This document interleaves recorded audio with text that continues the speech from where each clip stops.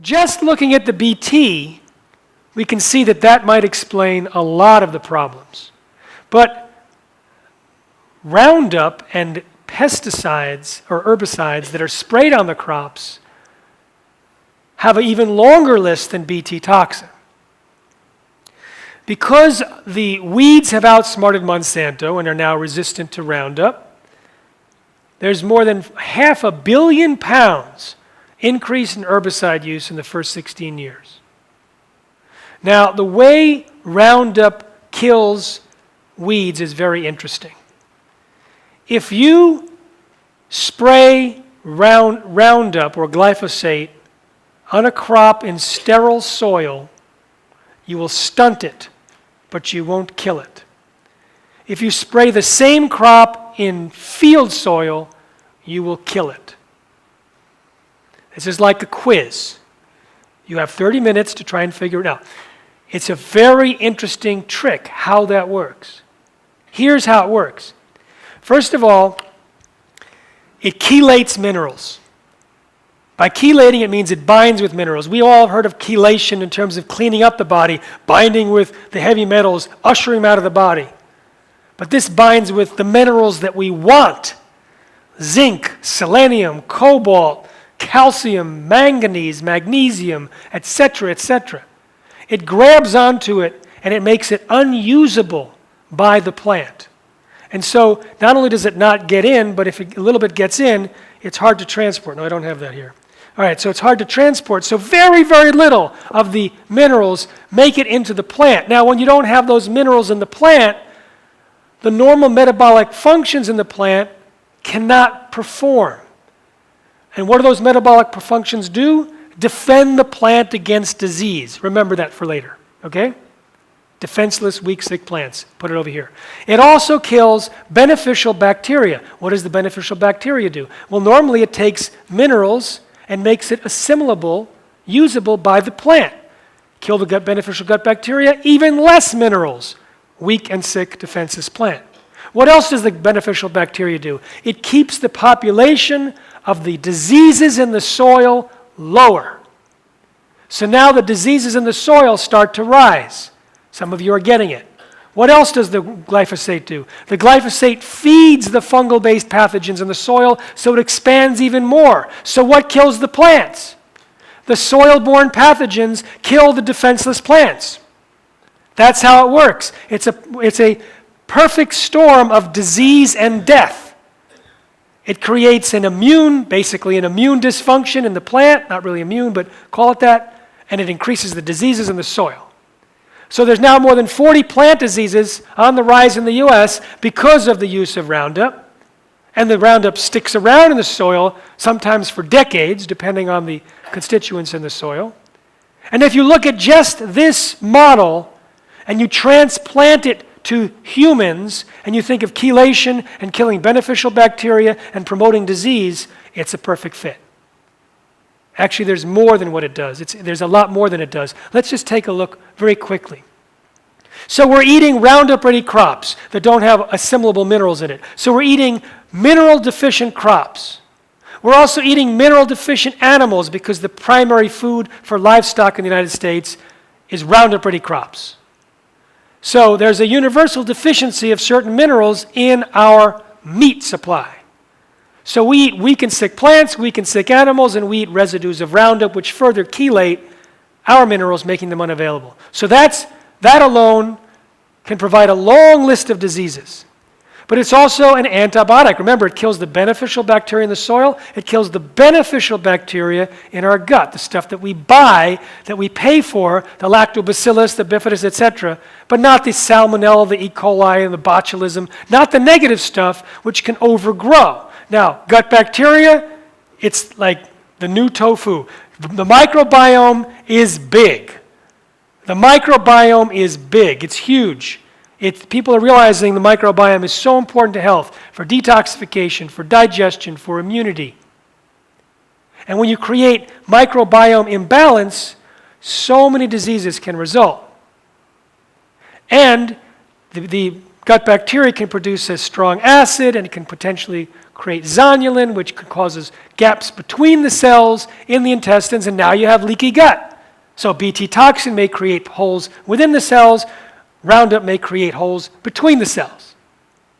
Now, the gut bacteria is a factory. It produces vitamin K, it produces aromatic amino acids like tryptophan. The aromatic amino acids are absolutely essential for neurotransmitters like serotonin. Has anyone heard of serotonin? Serotonin's our friend. But it's not Roundup is not a friend to serotonin because Roundup can block the pathway that produces L-tryptophan, which is a precursor to serotonin. Serotonin, mood, behavior, depression or happiness. I'm full, I can stop eating, that's serotonin. Think obesity. Regulates blood sugar. Melatonin, same thing, sleep. We saw insomnia on the list, we saw anxiety, all those mood things potentially related to these neurotransmitters. Dopamine, related to Parkinson's.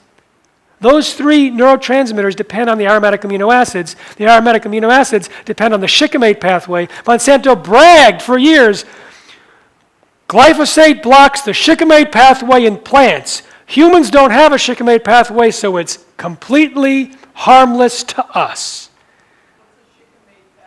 The shikimate pathway is this metabolic symphony that ends up producing L-tryptophan and tyrosine and the other aromatic amino acid that I just forgot.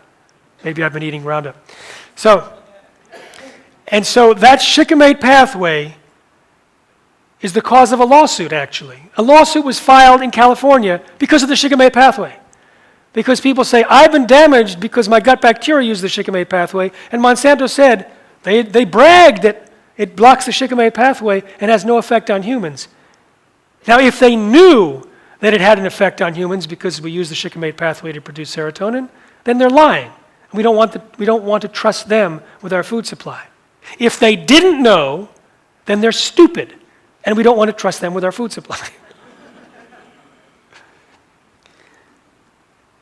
Roundup also damages the microvilli, the little fingers that come out of the walls of the intestines to digest, and suppresses digestive enzymes. It's toxic to the mitochondria, long list of diseases there, including chronic fatigue. It disrupts another metabolic pathway, which is involved with producing vitamin D and also detoxing in the liver.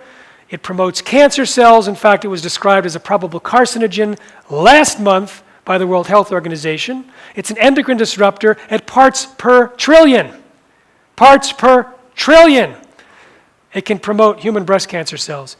It can promote birth defects. It even produces formaldehyde in its breakdown product. So if you look at all of these factors, and some scientists have, there's a long list of diseases. Here's a partial list of diseases that this one review study says is linked to glyphosate. They say, all the diseases and conditions associated with the Western diet, including gastrointestinal, obesity, diabetes, heart disease, depression, autism, infertility, cancer, Alzheimer's. It goes on, multiple sclerosis, Parkinson's, Alzheimer's, aggression, depression, kidney failure, gluten sensitivity, etc.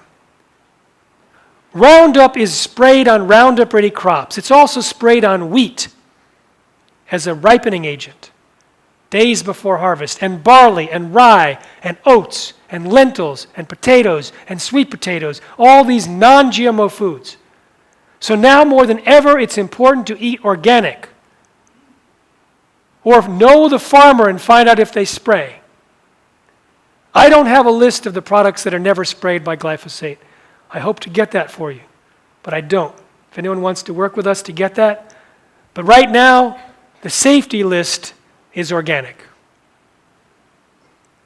Here are livers of rats that were fed Roundup-ready soybeans.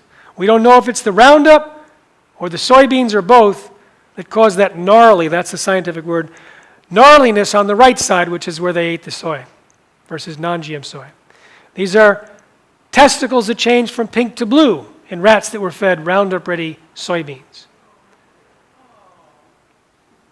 Mice fed GM soy also had damage to their testicles, including the young sperm cells. Females, rats, had damage to the uteruses and ovaries and also hormonal imbalance. When I spoke at the European Parliament years ago, I was also joined by Irina Ermakova, a senior researcher at the Russian Academy of Sciences. She gave me the following slide. So these are Russian-speaking rats. And they volunteered for a soy experiment where they were fed GM soy versus non-GM soy starting 2 weeks before they got pregnant. And they continued eating the soy through lactation, and more than half of the babies died within 3 weeks of the parents, the moms who were fed the GM soy, compared to 10% death rate for the non-GM soy, 6% for the control. The babies were also smaller and could not reproduce. Hamsters fed GM soy for 3 generations. Most were sterile. They also died at 4 or 5 times the rate for infant mortality. Many had hair growing in their mouths. Monsanto's corn studies showed signs of toxicity when the raw data was reanalyzed by scientists. But according to Monsanto, the rats passed with flying colors. So to prove the point, Dr. Seralini and his team in France took the same group of rats, the same type of rats, the same size control groups as Monsanto, tested everything that Monsanto tested for, and many more parameters, and went not just for 90 days, which is the maximum that Monsanto tests for, but they went for 2 years. And during that 2 years, the group fed the GMOs died more often and in larger numbers. They also had kidney, liver, and pituitary damage. They also had multiple massive tumors. Here are the examples of the rats. Now, the rat in the middle ate the genetically engineered Roundup Ready corn that we might eat, because it was Roundup Ready corn that had been sprayed with Roundup. And that group had 3 things: multiple massive tumors, early death, and organ damage. The rat on the left ate the Roundup Ready corn that had not been sprayed with Roundup. They wanted to see what was causing the damage.